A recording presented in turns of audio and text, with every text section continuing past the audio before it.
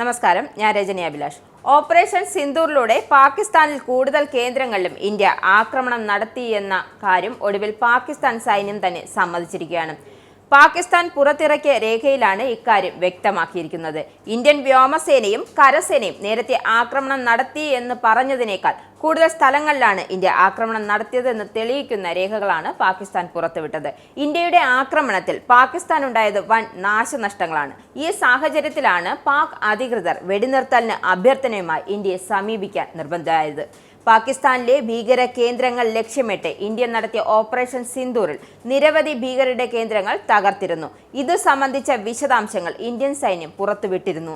എന്നാൽ ഇന്ത്യൻ സേന പുറത്തുവിട്ടതിനേക്കാളേറെ പ്രഹരം പാകിസ്ഥാനി ഏറ്റതായും പാക് രേഖകൾ തന്നെ വ്യക്തമാക്കുന്നു. ഇന്ത്യൻ സൈന്യം പറഞ്ഞതിനേക്കാൾ 8ലേറെ ലക്ഷ്യസ്ഥാനങ്ങൾ ഇന്ത്യ ആക്രമിച്ചതായാണ് പാക് രേഖകളിലൂടെ വ്യക്തമാകുന്നത്. പെഷവാർ, ചാങ്, സിന്ധിലെ ഹൈദരാബാദ്, പഞ്ചാബിലെ ഗുജ്റൻവാല, ഭവാൻ നഗർ, അറ്റോക്, ചോർ തുടങ്ങിയിടങ്ങളിലും ഇന്ത്യ ആക്രമണം നടത്തിയതായും പുറത്തുവിട്ട ഭൂപടം അടക്കമുള്ള രേഖകൾ വ്യക്തമാക്കുന്നു. ഈ പ്രദേശങ്ങളിലെ ആക്രമണം സംബന്ധിച്ച വിവരങ്ങൾ ഇന്ത്യൻ സേന പുറത്തുവിട്ടിരുന്നില്ല. പഹൽഗാമിൽ 26 പേർ കൊല്ലപ്പെട്ട ഭീകരാക്രമണത്തിന് പിന്നാലെയാണ് പാകിസ്ഥാനെതിരെ ഇന്ത്യ ശക്തമായി തിരിച്ചടിച്ചത്. പാകിസ്ഥാനിലെ ഭീകര കേന്ദ്രങ്ങളെ ലക്ഷ്യമിട്ടാണ് ഓപ്പറേഷൻ സിന്ദൂർ നടപ്പാക്കിയത്. 9 ഭീകര കേന്ദ്രങ്ങളാണ് ഇന്ത്യ തകർത്തതെന്ന് സൈന്യം വ്യക്തമാക്കിയിരുന്നു. നിരവധി ഭീകരരും ഓപ്പറേഷനിൽ കൊല്ലപ്പെട്ടിരുന്നു. ഇന്ത്യക്കെതിരെ 48 മണിക്കൂർ നീളുന്ന യുദ്ധമുറയുമായാണ് പാകിസ്ഥാൻ എത്തിയത്. എന്നാൽ മണിക്കൂറുകൾ കൊണ്ട് അവരെ ഇന്ത്യൻ സൈന്യം മുട്ടുകുത്തിക്കുകയായിരുന്നു.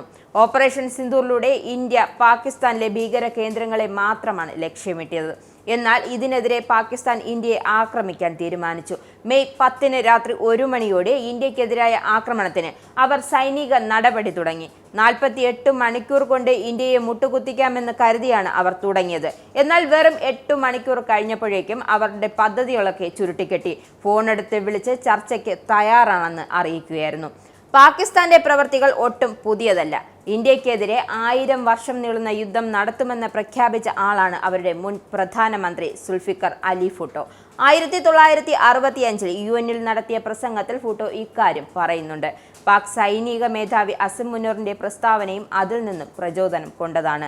മതവിദ്വേഷത്തിന്റെ വിഷം ചീറ്റുന്ന പ്രസ്താവനയാണ് അസിം മുനീർ നടത്തിയത്.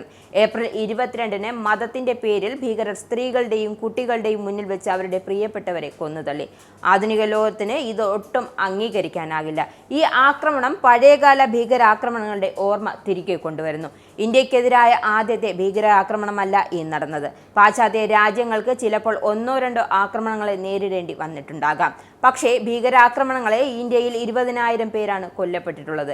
രാജ്യങ്ങളുടെ പിന്തുണയോടുള്ള ഭീകര പ്രവർത്തനങ്ങൾക്ക് അറുതി വരുത്തുമെന്ന ഉദ്ദേശത്തോടാണ് ഇന്ത്യ ഓപ്പറേഷൻ സിന്ദൂർ നടപ്പിലാക്കുന്നത്.